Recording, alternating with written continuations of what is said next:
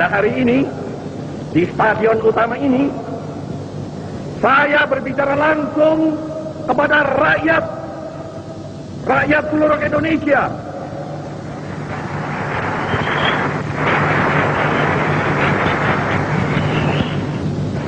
Bahkan juga langsung kepada seluruh dunia, dari timur sampai ke barat, dari utara sampai ke selatan. Saya sekarang tidak terutama sekali berbicara sebagai presiden mandataris, tidak sebagai presiden perdana menteri, tidak sebagai presiden panglima tertinggi. Saya berbicara di sini sebagai penyambung lidah rakyat Indonesia.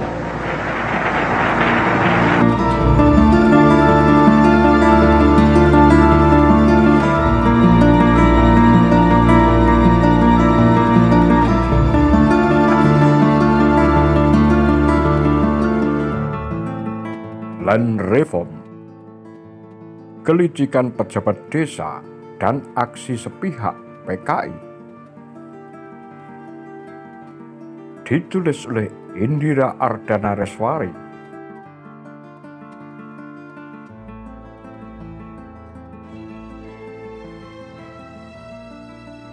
Pertama kali diterapkan pada 1960, Undang-Undang Pokok Agraria menemui banyak kendala. Pejabat daerah nakal hingga aksi sepihak PKI memperumit keadaan. Tanah untuk mereka yang betul-betul menggarap tanah. Tanah tidak untuk mereka yang duduk ongkang-ongkang menjadi gemuk karena menghisap keringatnya orang-orang yang diserai menggarap tanah itu.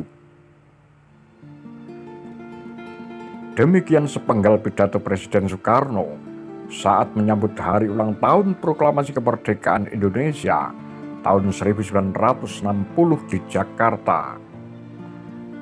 Pidato berjudul "Laksana Malaikat yang Menyerbu dari Langit, Jalan Revolusi Kita" itu dibacakan 1 bulan sebelum peristiwa pengesahan Undang-Undang Pokok Agraria UUPA yang pertama. Melalui reformasi agraria, praktik penghisapan tenaga petani akibat kolonialisme dan feodalisme dapat segera dihapus. Land reform di satu pihak berarti penghapusan segala hak-hak asing dan konsesi-konsesi kolonial atas tanah dan mengakhiri penghisapan feodal secara berangsur-angsur. Di lain pihak, land reform berarti memperkuat dan memperluas pemilikan tanah untuk seluruh rakyat Indonesia, terutama kaum tani, kata Bung Karno. UUPA disahkan pada 24 September 1960 adalah peraturan yang secara khusus menghapus hak gendom atas tanah. Secara umum, pelaksanaan reformasi agraria pertama di Indonesia meliputi larangan menguasai tanah pertanian melampaui batas dan batas kepemilikan tanah. Dengan peraturan ini, status tanah partikelir yang semula berada di tangan pengusaha perkebunan Belanda dihapus dan dialihkan menjadi tanah hak guna usaha. Kondisi ini memungkinkan setiap warga negara Indonesia, khususnya petani penggarap, mendapat hak kepemilikan atas sebidang tanah. Namun saat pertama kali diterapkan, UUPA bukan tanpa kendala. Andi Akdian dalam skripsinya di Universitas Indonesia yang berjudul "Tanah bagi yang tak bertanah, Land Reform pada Masa Demokrasi Terpimpin 1960-1965 tahun 1996" menuturkan bahwa UUPA yang keluar bersamaan dengan Undang-Undang Pokok bagi hasil pada hakikatnya tidak punya cukup kekuatan untuk menggoyang kekuasaan pejabat daerah. Kecurangan sistematis yang berkombinasi dengan resistensi pemilik tanah yang tidak ingin kehilangan haknya menciptakan situasi yang tidak berpihak pada petani kecil. Walhasil, pelaksanaannya di lapangan sangat berantakan.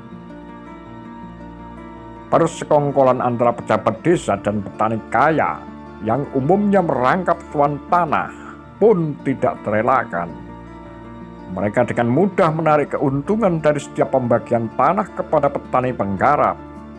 Tidak heran jika kemudian timbul aksi sepihak dari organisasi radikal yang menuntut percepatan program reformasi agraria. Sebagai program yang populis, reformasi agraria seringkali dikambing hitamkan sebagai hasil kampanye kelompok komunis. Hal ini terjadi berbarengan dengan kegiatan PKI yang tengah gencar menyebarluaskan ideologinya di kalangan kaum tani. Singkatnya, situasi politik sepanjang tahun-tahun tersebut berperan menimbulkan sengketa tanah yang lebih sengit lagi. Gagasan tentang pemecahan masalah agraria di Indonesia pertama kali diungkapkan secara terbuka oleh Bung Karno dalam pidato kenegaraan tanggal 17 Agustus 1959. Selain menjadi salah satu penanda berdirinya struktur kekuasaan demokrasi terpimpin, pidato itu juga menguraikan pokok penting persoalan agraria di Indonesia. Baru pada awal 1960, pembahasan lebih serius berupa pengesahan Undang-Undang Pokok Agraria mulai dilakukan. Terlepas dari UU-PA yang terlibat, seperti produk percobaan sistem kekuasaan demokrasi terpimpin, sejatinya gagasan ini tidak muncul dalam semalam. Pakar sosiolog perdesaan dan agraria Gunawan Wiradi menyebut UU-PA telah melalui proses peninjauan selama 12 tahun dengan penggantian kepanitiaan sebanyak 5 kali. Semuanya bermula dari pembentukan panitia agraria di Yogyakarta pada tahun 1948. Di masa-masa awal berdirinya Republik, keputusan pemerintah mendahulukan persoalan tanah dan kesejahteraan petani di Jawa mendapat dukungan dari semua partai politik. Kaum tani sebagai penduduk mayoritas di pedesaan dianggap patut mendapat hak mereka atas kepemilikan tanah. Melalui cara ini percepatan pertumbuhan produksi berbasis agraria dapat segera dilaksanakan. Tujuan yang hakiki adalah mengubah susunan masyarakat dari suatu struktur warisan stelsel feudalism and colonialism menjadi suatu masyarakat yang adil dan sejahtera. Namun setelah pemilu 1955, kondisi politik Indonesia sudah benar-benar berubah.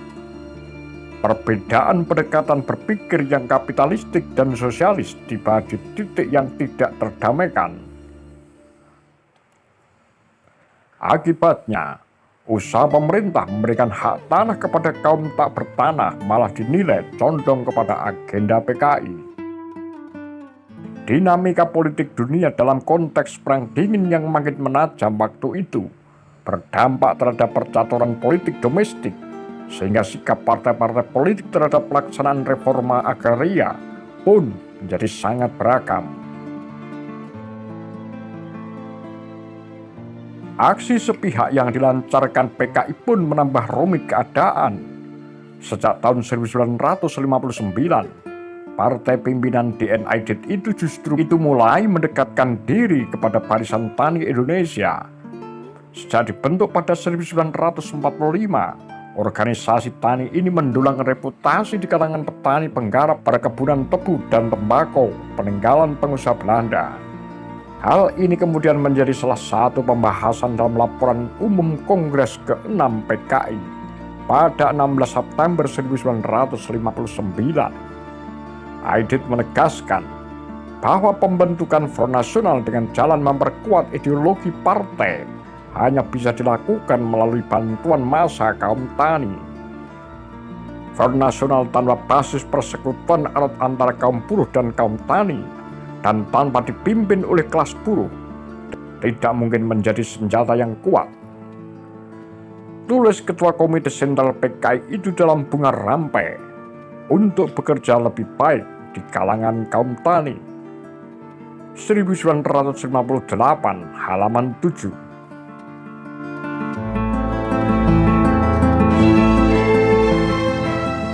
Ketika UU-PA disahkan, PKI sudah menjadi partai politik yang garis politiknya tidak bisa dipisahkan dari gerakan kaum tani. Baik PKI maupun BTI sama-sama mengembangkan semangat revolusi agraria yang anti-feudalisme dan anti-imperialisme. Mereka mengembangkan pendekatan radikal agar tanah-tanah di desa yang dikuasai tuan tanah feodal dan orang-orang asing dibagi secara cuma-cuma kepada petani penggarap. Aidit bahkan menyatakan bahwa sistem pertanahan yang kerap menimbulkan sengketa tidak ada bedanya dengan feodalisme.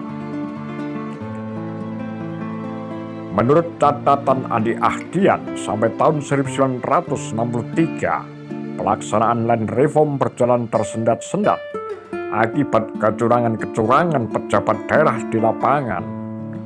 Aksi kaum tani yang digerakkan oleh kader PKI dan BTI di daerah pun pecah.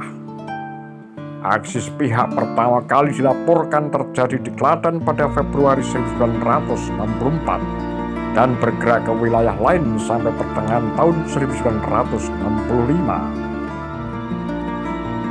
Sampai ketika peristiwa 30 September 1965 yang menggegerkan Indonesia, program land reform buatan pemerintahan demokrasi terpimpin dianggap belum mencapai hasil yang diharapkan.